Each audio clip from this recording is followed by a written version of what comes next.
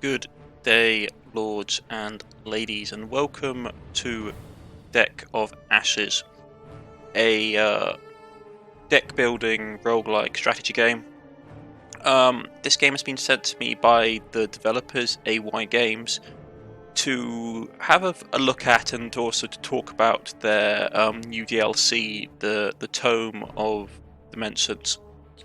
So we're going to do a little bit of a first look at this title, and then we'll talk a little bit about the DLC. So, well, the main DLC. This is basically the Tome of Dimensions, add a new character and a new storyline to the game. So, first of all, let's check out the settings. Language, you have a nice selection of languages, which is nice. A nice selection of resolutions, and stuff like speeding up game mode, camera shake, background mode, full screen, and all that kind of stuff. So relatively standard game settings for a roguelike. Nothing too much, but it covers all the basics. So that's fairly good. Right, let's get into some of the other things. You have the Treasury, which is your standard deck building fare, which basically tells you what cards have been unlocked, that kind of thing. You can spend points to you basically unlock extra content in it. New cards, new traits that you can play through the campaign, and you get currency basically for basically accomplishing stuff in-game, tasks and goals in-game. Have the extra section, which has your collections, view and examine collections of cards in the game. You have your story, which is basically different cutscenes for the different characters. There are 4 main characters, and then there is the DLC character here. They all play very differently. I won't go a lot into the story of the game, because as you can see it's relatively tied to the character, so I don't want to spoil it. But let's just get into a story, shall we? Oh. We'll play a game. You can do the tutorial, you can do the campaigns, you have the epilogues, which you can basically view by completing the game with each character. And then you have the Badlands, which is probably like a challenge run, if we're being honest. It's probably like an eternity run or something like that. From Assault the Spire. Where there isn't really as much story per se, you just constantly keep playing through a never-ending campaign. So we have the campaign here. We will have a look at a standard game, then we'll have a quick look at the DLC. We're going to go new game. Each of the characters has different backstories. I'm going to go with Lucia of the Eternal Flame because she is the one that you played during the tutorial, so I know how she works. I've played about an hour of this game, split between half an hour or so of the main campaign and half an hour of the DLC. So let's get into it. I'm just going to play on easy just to show stuff off. There is DLC, which basically gives you, it's basically just skins for the different characters. The different difficulties impact how you play, learning about cards, all this kind of jazz. So let's save there. Yeah, we've got to save over the existing save. We do standard mode, which is basically the standard way of playing the game. Draft mode is basically similar to a lot of other card games, where you open a number of card packs and then build your deck from the cards inside. Sorry if my if I'm sounding a bit nasally during the recording, but I'm still getting over this cold that I've been suffering from.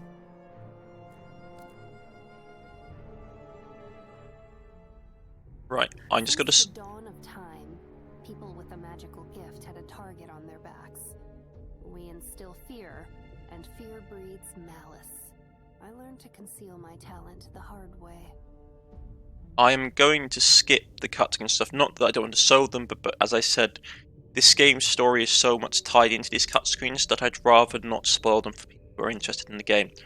I will cover the bare concepts of the game, which is that there was basically a group of individuals who you play in the game, and in the past they hunt down a relic called the Box of Ashes, which is a very powerful relic, and they steal it from a god. And in the process of doing so, and the subsequent falling out between them, the box is open, very much like Pandora's box. It releases this horrific contagion called the Ash Sickness onto the world, and there is multiple schemes at play to basically try and solve the issue, and your characters are pulled into it.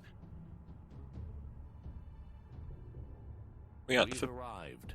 The Forbidden Grove. We'll have to stop here and pitch camp. The curse defiled these once sacred woods with hideous mutations. There is a lurking danger behind every tree here. A wereboar, a giant rat, or any other beastly abomination.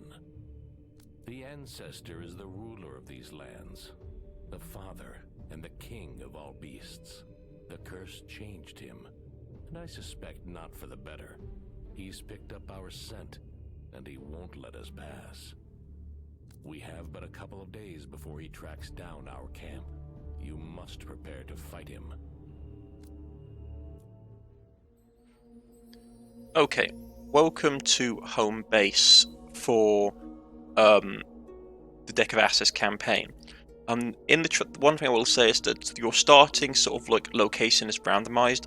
I had a different start in the previous playthrough, which means that when you play the game, every time you play the game, you get a different starting location, I believe. This is your home base. This is where you basically upgrade your cards, buy talents, heal, that kind of thing. This game works a lot differently from, for example, Assault the Spire, where in Assault the Spire you have a linear map that you go through. Here, you have a much more dynamic system, which is that you don't pick up new cards, you pick up new recipes for cards, which you then have to take to, say, the Blacksmith. So here you are in the Blacksmith. So here you can basically craft cards, you can upgrade existing cards to make them more potent, you can buy new traits for your character, you can dismantle cards to get resources, you can upgrade existing traits, which is always very nice. Right here. As it stands right now, everything that we do in this game takes resources. Buying new templates basically costs money.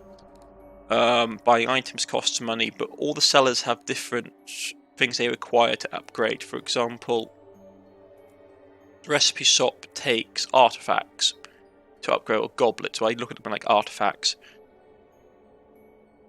They take goblets to basically upgrade. And this all plays into how the game functions, which is that when we get to the world map, I'll show you. But first things first, we are going to go to the craft map. We have a little bit of ash on us. What do we want to get?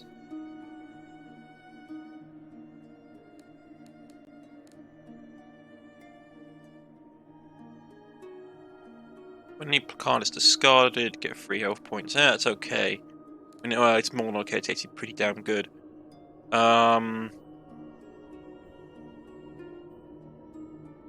going to grab Pure Fire. See, it takes 20 ashes, so that's all we can have, and now that card is added to our deck. So, what little money we have, we can't really buy anything, maybe besides some bandages, but we shouldn't need them right now. So let's get out into the world. Here is the world of Deck of Ashes. Now you can see it's relatively open. And the whole purpose is that you have a timer at the top of the bar here. And when this meter is full, the ruler of the region will find the camp and battle you. You must strengthen your character to prepare for a fight with the ruler by basically finding card recipes, crafting new cards, increasing your character stats, exploring the region, finding resources, and spending them to buy upgrading the camp. So basically, unlike, for example, say a normal deck builder where you're going along a linear path, the Deck of Ashes is very much set around the concept of you are in this very open, branching path system where you have to build your character up. And once you've built your character up, you then fight a boss and you have a certain time frame, so you have to pick your fights carefully. Normally you do this by hovering over cards to basically see. You hover over areas to see what you may find. Let's see if we can find one that gives us a treasure chest. Random encounter boss fight. Let's just go here to start. It's an ambush. Okay, so this is going to be straight off a fight, straight off.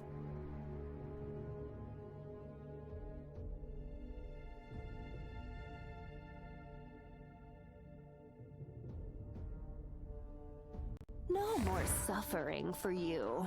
Aren't you lucky? Right, so similar to most. So I'm just reading what this ability does. Once the following effects apply, every 5 turns. Fish egg, health. Okay, so we need to finish this fight relatively quickly because in 5 turns, there's something bad will happen. And when it dies, it will drop fish eggs as well, which means you'll spawn more enemies. Right, so every turn, the enemy will be doing an ability, and you can see the ability here on the character. We basically have 5 action points. The way the game works is that once you use an ability, it goes into your deck of ashes, which you then have to recuperate, which will basically take health out from you. So you want to basically finish this as quickly as possible. So let's say. Most of these are quite basic, so let's start off with just straight up hitting them.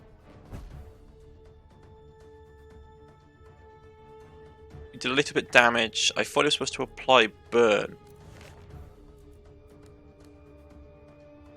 Oh, every burn that's already applied. Okay. I read the card wrong, that's my mistake. Let's see, you can also hover over the card and they tell you what they do.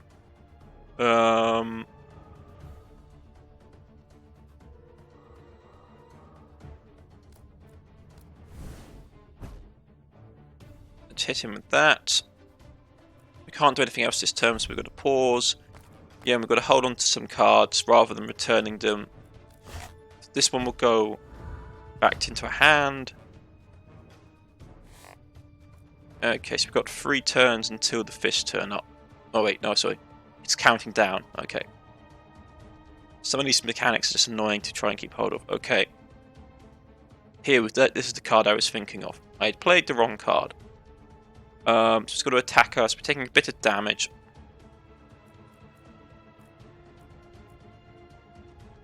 So let's hit that. We hit it, do some damage, and now it has an accumulation of burn damage on it, which is very nice. And we have enough turns left to hit it with some more burning. Now this is where a particular ability of the game comes in. Strain is a mechanic which plays into this game a lot, which is that you have more powerful abilities, but in the process of using them you take damage. Which isn't great. So let's keep our options open. We're going to take a tiny bit of damage. Let's get some regeneration on the field.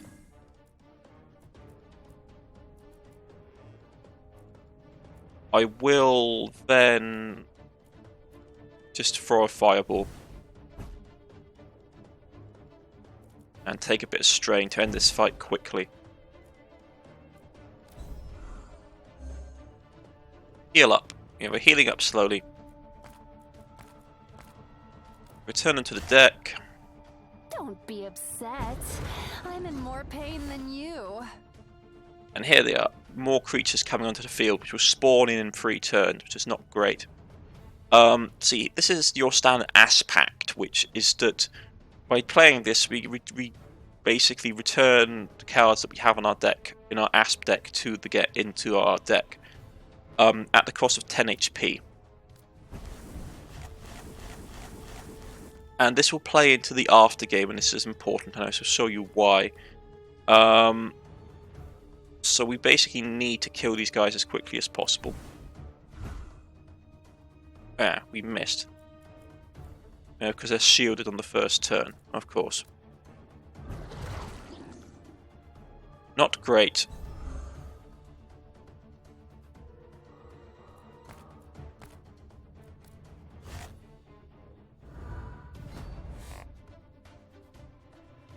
Yeah, it's going to wake up really soon unless we do something. Okay.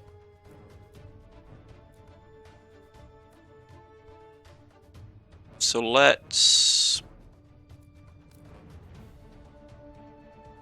we'll take a tad of damage. We'll heal up. Yeah, we'll just kill it off. And we won. We got some money, some ashes, which is basically how you unlock new cards, and we got a key. But now this is the after battle sequence. In the after battle, as you can see here, you have rest points. Rest points are used for two purposes. They are used to basically heal, or they're used for another purpose as well. But we won't get into that right now. The core concept is that you use rest points to basically heal your character.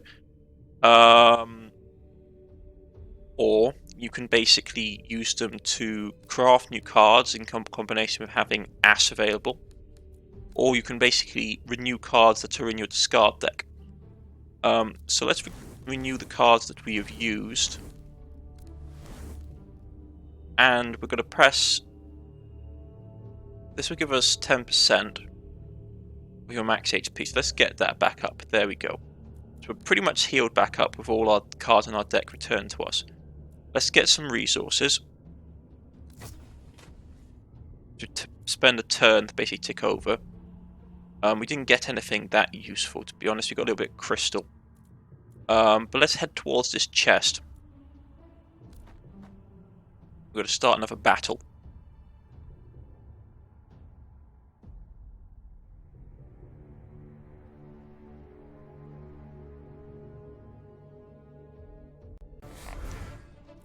Here we go. So these guys have an increased crit chance, and they have possessed. Summon when death, possess them when on death they will summon an imp. Or a succubus of style with 5 HP. So basically, we wanted to try and knock them down at the same time. Yeah, they're going to basically have a buff ability, which is annoying. So let's first of all hit him with fire. And then we'll basically hit him with this, which will burn him down. I will take a tad touch of damage to basically shoot the guy in the back. And then we'll basically return these to our deck. So next turn these guys are coming out to attack us, which isn't great. So let's regenerate.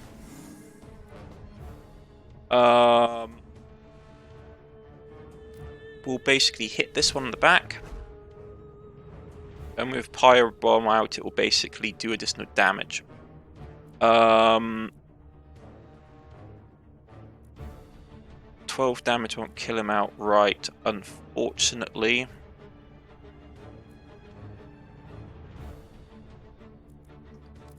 I will set him on fire though. Then we will take a little hit. We will heal. Restores 4 points, 4 turns, yeah. So we will heal. Return those cards to my deck. This is just a warm-up. And a succubus has joined the fray. Restores 5 HP points to the player. And that one's going to boost. Okay, that's not great. I will take an HP hit here, because I want to try and get as many cards from my deck of assets to my hand, so I don't have to respawn them. With 5 HP, we can go... Don't be upset. I'm in more pain than you. We do that. We'll get some HP back. Okay, we lose a card, that's not great. And I want to finish this quickly.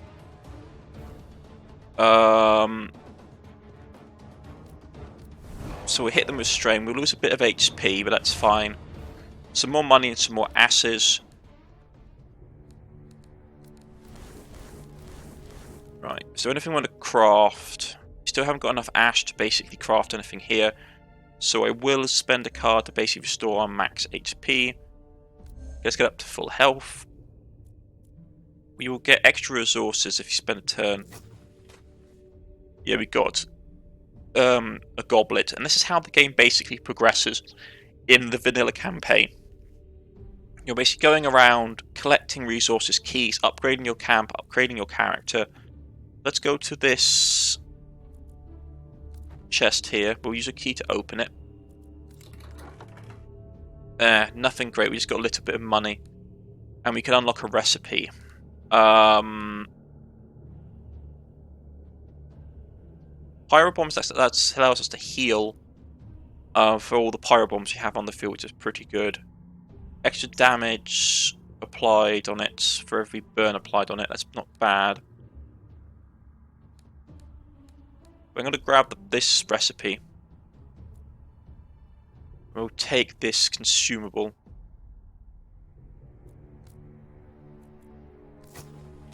Harvest some more goblets, and then we'll head back to camp.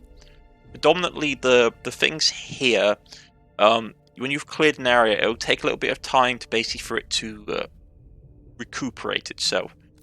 So if we go, and yeah, you see his ancestor, he wakes up and he's pretty annoyed with us.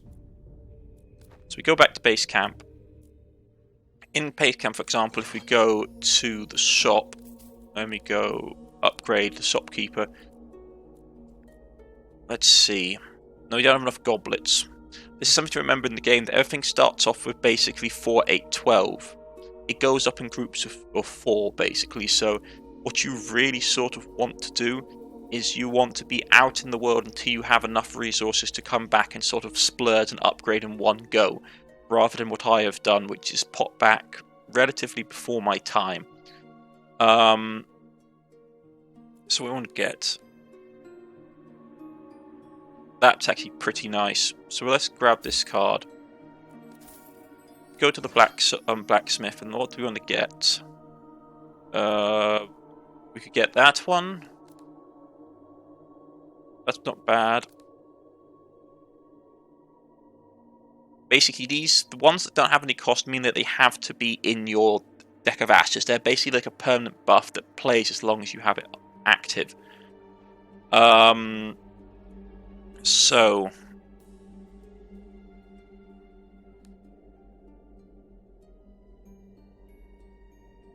I think this one, probably Pyro Bomb, is a good one to have. So let's grab that. Though this one is pretty nice. Choose an effect. Periodic damage. Ways to get more burn is always nice. Though I do like this one. So let's grab that. And this card is now added to our deck. We can upgrade cards as well if we want to, if we had more ash. And what we upgrade them from will have different effects. For example, with a torch, if you look at the torch here, deals 5 damage to opponent with a 50% chance of double strike, which basically means you hit twice. Or we do 4 damage to an opponent, but we have life steal, deals damage to the card, restores the equivalent amount of health to the player. And then we have blaze, which basically just does... When you go, this turns it into the Phoenix, which basically gives it, when this card is played, it is turned to the the battle deck, which means that it's no longer consumed by the deck of ashes, which is nice. This is the base game. This character here has abilities to renew all your cards that are in the deck of ashes for a price. You can burn cards to remove them from your deck, and you can upgrade him as well. All these basically base camp characters are renewable, upgradable, I should say, rather than renewable, but they really affect how you play the game. This is the core concept of the deck of ashes, and now I'm going to show you the DLC. We'll go back to main menu. One thing I do like about this game, which a lot of deck builders don't have, is that they have multiple save slots. Not all games do it, especially not all deck building games do it, and it's nice to have the ability to have multiple saves. I also like the setting and the lore of this game, I should say, as well. It's very sort of grimdark, and I do like a grimmer, darker fantasy setting. I do like Dark Souls, Elden Ring, Darkest Dungeon, that kind of thing. Urtuk, that all those kind of games, Battle Brothers, which have a darker fantasy setting, I find much more enjoyable to play rather than, say, higher fantasy games. Well, let's just have a quick look at the DLC campaign. I will find my kin, whatever the price.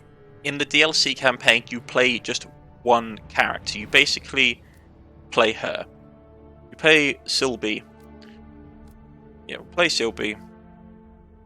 I'm going to skip the intro because I don't want to basically spoil the story for the players. Subsequent to say, her campaign plays quite differently to the others, and she has a lot of different mechanics that go into her playing style. Also, if we look at the world map, her world map is very different to the other, like you saw when we were playing in the other game. We had basically a circular map that we sort of increasingly went out from. In this one, you have a lot more of a linear map where you can't sort of do a circular path around the base expanding, which you can do in the vanilla game. This one you have to sort of pick your paths more carefully. She works also a lot differently to the other characters in the game. She's basically a ranged unit, so she relies on combinations of using different arrows in combination with her abilities, and you have to basically equip these arrows. Yeah, a special effect enhances certain cards by adding additional effects to them for one use. And then she has the ability to basically mess around and summon undead and various bits and pieces. It's a much more sort of high tier, I think more like skill based character than some of the other ones that you play in the base game. Like she's much more of a multitasker. So here we have some more cards we can upflow. Apply a Bone Warrior, apply on Bone Warrior. So this basically plays into her ability to summon undead. Allows rapid drawing of cards, and basically this will basically hit us in the health bar, but basically give us another Skeleton Warrior. Not that I really think we need to have. Yeah, summon a random warrior, and this one will basically give us a Bone Warrior. Well, all of its effects have the lifesteal effect. Actually, that's pretty good. So let's grab that, and we'll grab Spooky Ally as well. And we'll head out quickly into the world and just show off how she plays. But have you noticed with this one hasn't got a boss counter at the top. Because we basically, here you're on a quest, you're basically looking for particular resources. In the game there are such things as portals which allow you to rapidly move around, so you're not wasting time. There are shrines, there are dungeons which you go into which will have basically a mini boss that you fight, and when you clear them you get resources. That's how it is in the base game. It could be, I believe in this one, it's probably going to be more tied into her narrative as well. Let's quickly show off the new character. You will serve me after death. Right, so we're fighting another undead. Let's get him out, which will basically take a hit to our HP, but he is summoned. So every time he basically attacks, he will basically heal. I don't know if he will heal us or heal himself. We will have to see. I don't think fear will basically be useful against undead, but we can always see and try it out. Oh no, fear does work. Fantastic. Let's use just a standard opening attack.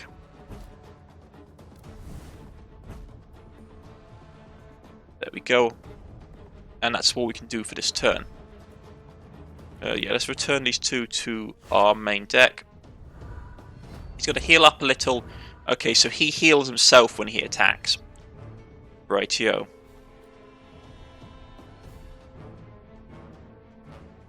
Let's get this card out.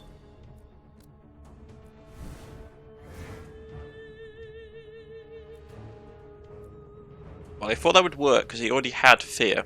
Yeah, unfortunate. So we're buffing all our normal arrows now because we've got the arrow effect in play. Let's see what I want to use.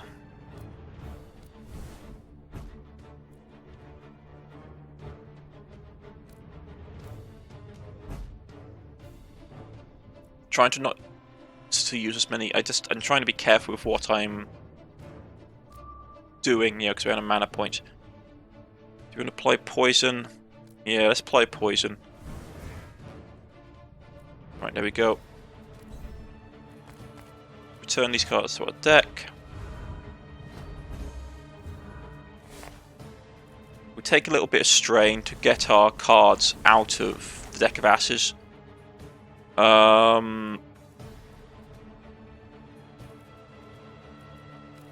Normal attack should do it. Poison will have an effect, and I don't want to have any more cards lying about, so let's just do that.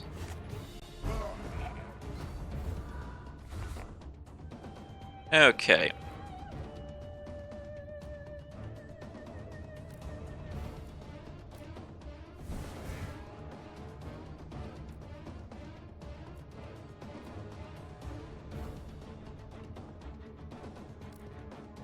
I wonder why it's not being applied. Maybe I've read the card wrong. Okay.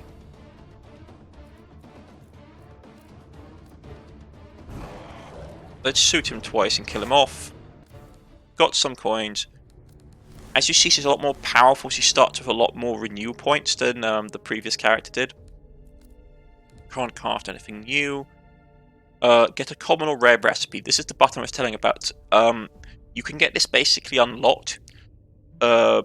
She's much more of an advanced character. So, or maybe because I was sent the review copy, I have something unlocked. I'm not totally sure. But basically, we have this ability that we can use our rest points to unlock a new card. Fantastic. I will heal ourselves up.